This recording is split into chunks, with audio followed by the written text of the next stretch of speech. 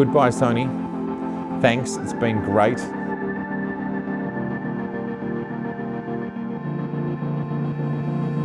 G'day Shakers and Groovers. What is this film about today? Well, it's a bit of a mishmash. At the end of it all though, really, it is about the fact that I was going to compare the D850 with the A7R III, but the Z is here, it's announced, and we've all just seen the specs. Join me as I walk through why Sony won't be a part of my life anymore. Here they all are. D850, A7R, and Nikon's very first mirrorless from 2011 with an adapter with a 24-72.8. This is what we're talking about. Well, what a day it's been. Since 23rd of August. We've just had the Nikon Z announcement. And well, pretty much everything that we saw in the leaks and rumors over the last few days has become true. It's a 45.7 megapixel sensor, which would make us think that it's exactly the same one as in the D850. It does have 5-stop in-body stabilization, or VR as Nikon like to call it. It has an adapter like I predicted in my film here, where I tested out this old camera here, which is one of the 1 series, the original 1 series camera with an adapter with the full frame Nikon 24-70 on it. This is a straight pass-through adapter. That's certainly what it looks like. So that's what's coming. Now, what are we learning from this film? I think some of the biggest questions, it would have a great sensor in it, and it would have great ISO, and it would have all the wonderful things that we expect from Nikon that we know they can do today in a DSLR, like the D850. But could they do the things that some were saying they hadn't done before? Even so, they had in this. And yes, they did say it's a hybrid focusing system, just like the one in this camera. So I think they've learned a lot from this camera, which was released in 2011, and I think we're going to see a lot of that in the Z7 and 6. Film is still at 1080p up to 120 frames per second and 4K up to 30 frames per second. So we don't seem to have gotten anything new there. Again, it's a lot like the Nikon D850. Now, I'm extremely confident that this is their first camera out of the blocks. Nikon spent a lot of time in this launch emphasizing that this was a camera for the future, future-proofing. So this is generation 1. I think we will see a faster iteration, more in step with what Sony have done. And before long, we're going to see 4K 60 and beyond, and everything else that we want to see, even 8K recording, because of course we're already doing 8K time-lapse. So I don't think it's right to be disappointed that this isn't doing those things yet. I'm not surprised at all that it's a D850 repackaged in a different way with a few different things going on. The D850 is a magnificent camera. One of the reasons I moved over, well, I didn't move over, I'm still using the D850 for all of my professional stills work.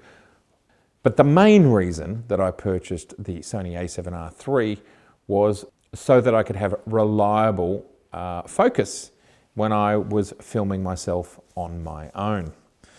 And the Nikon just simply cannot do it, the Nikon D850. We can only hope that face detect in video mode has been solved. And again, in this presentation, Nikon has gone to lengths to say that they've improved all different parts of the camera, the lenses and the camera system to accommodate better filmmaking capabilities. Until we see this camera in reviewers' hands, or until I have one in my hands myself, they're saying the release is end of September, so it's a month from now. That's in Japan. Will there be copies here? I don't know. I'm going to start ringing my suppliers. Looks like it's going to be something like $7,000, $6,000 to $7,000 with the adapter and with the 24-70 here in Australia. And so that might make it $5,000 or something like that in US dollars. Assuming that one part assuming that one part in regards to focus has been addressed, focus in video mode, in moving pictures mode, if that's been addressed, face detect has been addressed, and they can get it right now, then I will say goodbye to my A7R III. I simply don't need it. So, goodbye Sony. Thanks, it's been great. I enjoyed the experimentation of having the original A7R. Here it is here. I've still got my original, beautiful little camera. And I bought it for the reasons of size and being able to use it anywhere, anytime. And all those things were true. This camera was limited by a few things, which I won't go into now because I've talked about it in other films. And the A7R, it's the A7R III, it's not perfect. The things that I like about it is, yes, in-body stabilization, yes, EVF at times, and of course, the better focusing system. But there's a lot of things I don't like, and there's a lot of things that I don't think it's better at. It's not better at focusing in the dark. It's not better at focusing faster in stills mode. And ergonomics is a big issue. The camera is way too small for my hand.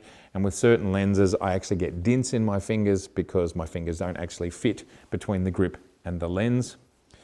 And of course, the weather sealing on a Sony is nothing compared to what you would see on a Nikon and a Canon. And again, Nikon in this presentation has gone to great lengths to say that its weather sealing is fabo, even to the point where they're raining on the camera in one of the shots. So these are all things that as a real working photographer, someone who wants to ensure that their camera is there and working all the time whenever they need it, doesn't, you're on the run, you're traveling, you're doing whatever you're doing, it's always going to be working for you. It's not going to let you down. Clearly the Nikon is tougher. Clearly the Nikon is easier to use. I've had almost 8 weeks with the A7R III, and flipping between the D850 and the A7R III, one of the most profound things that I noticed was holding the camera. And the camera, the A7R III is far less comfortable. I wouldn't call it comfortable. The D850 is comfortable, the A7 III is not. And it's a big difference if you're working all day long. And I just shot this week, Monday, Tuesday, Wednesday, on location for a television commercial, shooting stills, production stills, and stills for a wider campaign, and shooting in silent. And I was shooting both cameras in their silent modes. I've worked out how now to make the D850 work well for me in silent mode. And just flipping between those two cameras, definitely the ergonomics, the buttons, the diving into menus and all those sorts of things is definitely easier on the D850. Of course, the Z has less buttons by the look of it than the D850, so it might fall somewhere in the middle from a button perspective, but certainly the size of that grip, the ergonomics, the robustness and so on, I think we're going to be doing very well there with the Z versus the Sony A7R III. Really all that's left from all of that is, have Nikon nailed focus in video mode? We don't know yet. I'm going to assume they've gotten to where Sony have gotten to, because if they haven't, that is going to be a big deal breaker. And they know it, and surely they've been working extraordinarily hard to meet simple things like face detection, as that has been the absolutely largest bugbear of people using the D850. They cannot vlog with it. They cannot get face acquisition with it. So with that in mind, with better ergonomics, better weather sealing, high-speed shooting, 9 frames a second without any extra grip, a great sensor at 45.7 megapixels, which we all know and love from our D850s, and it's one of the most highly regarded cameras out there, if not the most highly regarded camera at this point in time. We know a great deal about what to expect from the Z. So that's just that one thing they need to get right. Look, the other thing that I would like to see improvement on, but I don't have big expectations of, is the electronic viewfinder. It's got slightly more pixels than the Sony, which I'm not very impressed by. I really prefer an SLR viewfinder over an EVF. And I think it might be a few more years before EVFs meet our expectations, those of us who love to see the real world through our viewfinder.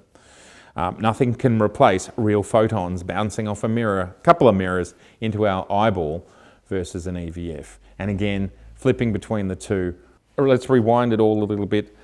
I'm a Nikon guy. I love Nikon. I've been using it for 3 decades. It's fantastic. As I move into a more video world and as I wanted to be able to do video recording and vlogging, there was no, I tried to make the D850 work. It was almost there except for the face detect. So as Nikon's option wasn't working well enough, I entertained the Sonys again, which I first looked at with the A7R, but it didn't shoot 4K. So then I was looking at what was the current best option, which in the end I landed on the A7R III. Could have been the A7 III, but the price was right for me and the megapixels were there that I could use the A7R III as a stills camera. So it was a great hybrid for me. And then literally 3 or 4 weeks after me purchasing the camera, the rumors turned into sometime 18 months off to it's coming out next month. So, you know, that's frustrating and that's life, and that's okay. I can deal with that. But if Nikon have an equivalent with Nikon mount, Nikon ergonomics, Nikon robustness, and Nikon's, you know, very high-end optical performance, which I think is true, and they are making massive claims about their aspirations and the future-proofing of this camera and its mount.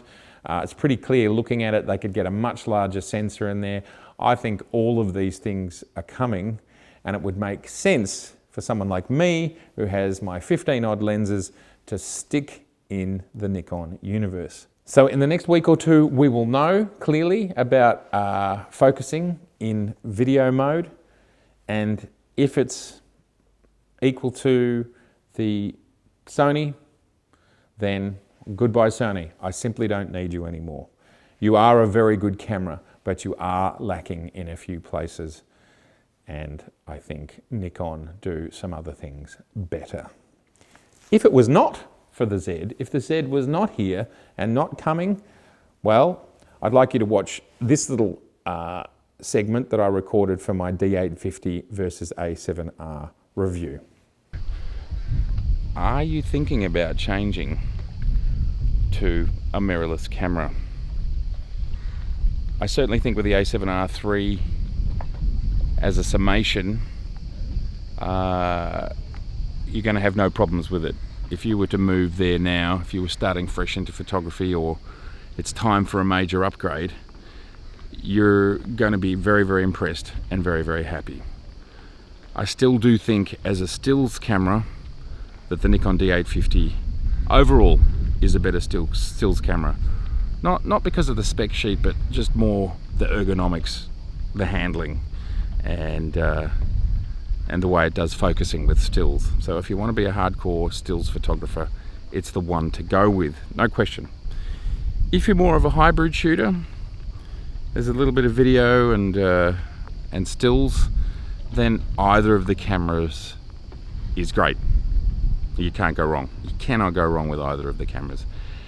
And if you're a hybrid shooter and vlogging is important, then there's no question to me the A7R III is the one to go with. So I'd love to hear your thoughts. Do you think the Zs, the 6 and the 7, will be equivalent to the Sonys from a focusing perspective? Because I think from every other perspective we can tell what's going to happen. We can tell how it's going to work. Love to know your thoughts. I love talking about this stuff and having a great tool in your hands that can render the sort of things that Nikon is talking about, where they are trying to future-proof and step into the future, and they're talking up a lot the optics that they're aiming for. So I'd love to hear all of your thoughts. Please like, please share. You know, it does make us all smarter if we share. And I look forward to seeing you in the next one. Thank you so much. Bye for now.